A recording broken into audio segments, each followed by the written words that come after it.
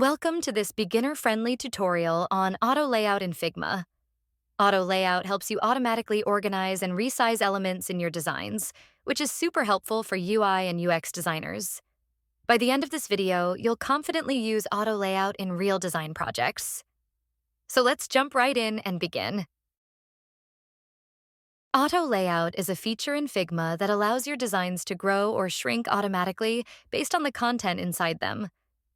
It helps maintain proper alignment as your designs change or evolve, so everything stays neat and organized. Auto layout also keeps padding and spacing consistent between elements, which is super useful for building clean and scalable UI. Most importantly, it's extremely helpful when creating responsive designs, because your layouts adapt naturally as content gets bigger, smaller, or rearranged. To demonstrate this, I'm using 5 circles here. Right now, they look a bit messy, just like a closet after a long week. Let's fix that using Auto Layout. To apply Auto Layout in Figma, start by selecting all the elements you want to organize. This could be shapes, text, icons, or any combination of elements. Once they are selected, look over to the right-hand side panel. There, you'll find the Auto Layout button right side the Layout section. You can click that button, or use the shortcut Shift+A, which is a much faster way once you get used to it. The moment you apply Auto Layout, Figma automatically wraps your selected elements inside a special frame. This frame behaves intelligently. It will adjust itself based on your spacing, padding, and alignment settings. So instead of manually moving each element pixel by pixel, Auto Layout does the cleanup for you. One very useful feature is that you can adjust the spacing between elements just by clicking and dragging between any 2 items. This gives you quick control over the gap without needing to type in numbers. If you ever need to go back to individual placement, simply click the Auto Layout button again to remove it. Your elements will return to free movement, and the frame will no longer auto-adjust.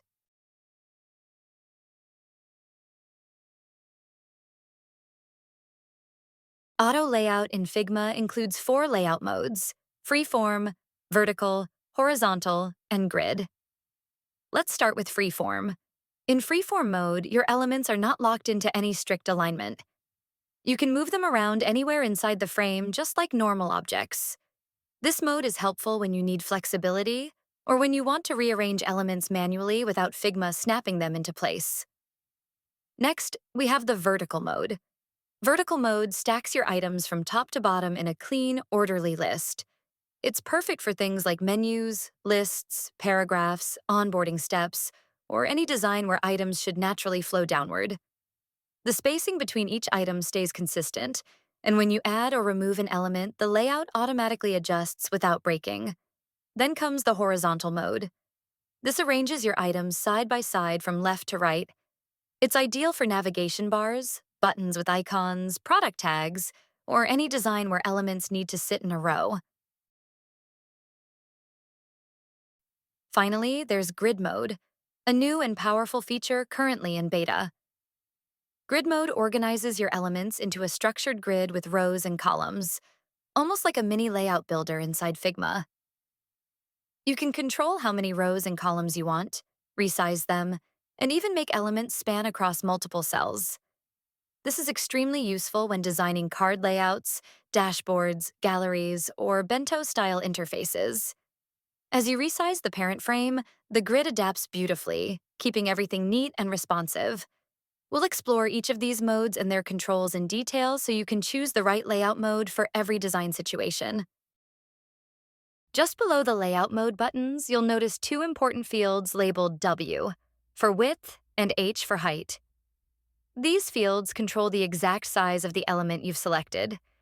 You can manually type a specific number if you want a precise size, or you can hover over the numbers and drag left or right to adjust the size more quickly.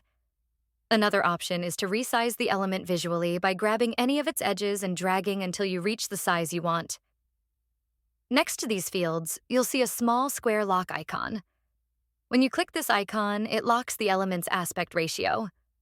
This means that if you change the width, the height will scale automatically to match, and vice versa.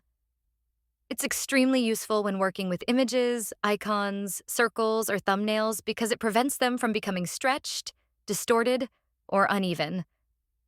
One important detail to remember: always make sure you've selected the correct layer before adjusting the size or locking the aspect ratio. For example, if you want to keep a circle perfectly round, be sure to select the circle itself, not the auto layout frame around it. If you lock the frame by mistake, the frame will scale proportionally, but your circle might still get distorted. When you switch your auto layout to either horizontal or vertical, Figma reveals a new set of powerful controls that help you fine-tune your layout. One of the first things you'll notice is the wrap option. When wrap is turned on, your elements will automatically move to the next row or column when there isn't enough space in a single line. This is extremely useful for responsive designs, like tags, buttons, or image grids that need to adjust based on screen width.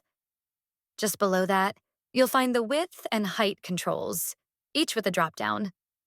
Here, you can choose between hug or fix size. Hug makes the frame shrink or expand exactly to fit the content inside it. And fix size allows you to set an exact width or height that will not change even if the content grows. Next, you'll see the alignment controls. These options determine where your content sits inside the frame. You can align items to the top, bottom, center, left, right. Basically any edge or corner.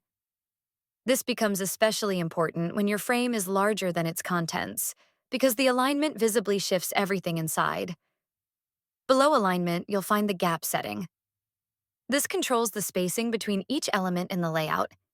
You can set a custom number or use auto gap, which smartly distributes the spacing so the items fill the frame evenly.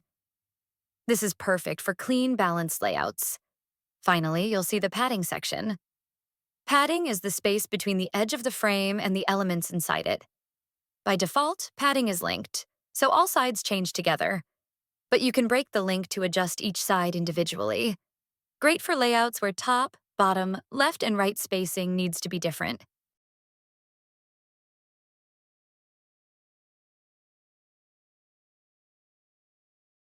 On the right panel, you'll find an extra Auto Layout settings menu that gives you more precise control over spacing and alignment. Let's try an example using circles with a thick stroke. By default, the stroke sits outside the layout frame. But if you change the drop-down option to include stroke and layout, the stroke is calculated inside the frame instead. This helps maintain consistent spacing even when elements have bold outlines. Next, let's set the gap between elements to a negative value. This pulls items closer together or makes them overlap, similar to how Instagram profile pictures stack. You can also choose, from the drop-down, whether the first or last element appears on top.